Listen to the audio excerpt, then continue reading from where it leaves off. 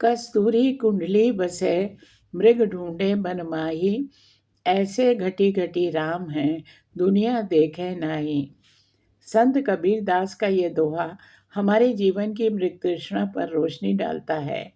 कस्तूरी हिरण की नाभि में ही होती है, लेकिन इससे अनजान हिरण उसकी खुशबू के पीछे पूरे वन में भटकता रहता है। इसी भावभूमि की एक रोचक कथा लेकर मन के मौसम में हम आए हैं। शाम का समय था। विशाल सभा मंडप में हजारों लोग जमा थे। मंच पर दिए जल रहे थे।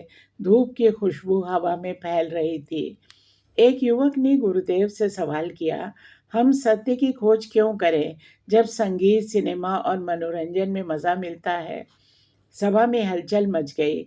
सबने गुरुदेव की तरफ देखा। गुरुदेव बोले, यह सवाल तभी उठता है जब सत्य और आनंद को दो मान लिया जाता है। लेकिन सत्य ही आनंद है और आनंद ही सत्य। जो आनंद तुम्हें बाहर दिखता है वो सिर्फ दुख से पलायन है। सभा में मौन छा गया। तब गुरुदेव ने कहानी सुनाई। बहुत समय पहले एक विलक्षण संगीतज्ञ एक नगर में आया।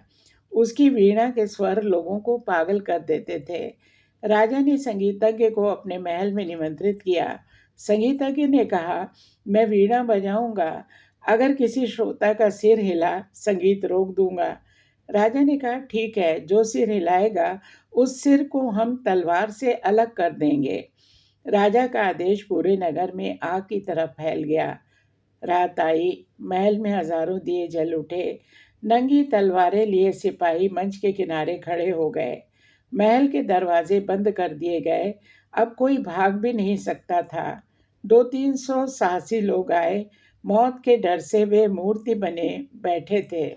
संगीतज्ञ मंच पर आया। उसकी आंखें शांत थीं। वीणा के पहले सुर ने ही पूरे वातावरण को झकझोर दिया, जैसे हवा में जादू हो गया हो। समय गुजरता गया। 1 घंटा, 2 घंटे, आधी रात। अचानक सिपाहियों की आंखें फैल गई। कुछ सिर धीरे धीरे हिलने लगे। पहले 10, फिर 20, फिर 50 गर्दनें धीरे धीरे झूमने लगीं। सैनिकों ने उन्हें पकड़ लिया। राजा ने गुस्से से कहा, पागलों, अपनी गर्दनें क्यों हिलाई? मरना चाहते थे? दर्शक बोले, महाराज, हमने सिर हिलाया ही नहीं, सिर खुद हिलने लगे। जब तक होश था हम स्थिर बैठे थे, लेकिन संगीत जैसे जैसे गहरा हुआ कि हम तो जैसे गायब ही हो गए। सिर हिलने का दोष किस पर लगे? संगीतज्ञ हंस पड़ा। महाराज, यही लोग मेरे संगीत के अधिकारी हैं, क्योंकि ये होश खो बैठे। महल में सन्नाटा छा गया। इतनी कथा सुनाकर गुरुदेव चुप हो गए। सभी उनकी ओर आश्चर्य से देखने लगे। गुरुदेव बोले, बच्चे, ये बेहोशी आनंद नहीं है। दुख वहीं था, बस उसे देखने वाला सो गया। संगीत, सिनेमा, नशा सब यही करते हैं। दुख मिटता नहीं, केवल विस्मरण हो जाता है। सवाल करने वाला युवक चुप बैठा था। गुरुदेव बोले, सत्य की खोज इसलिए जरूरी है क्योंकि वही हमारे भीतर दीपक जलाता है। अंधेरा अपने आप मिट जाता है।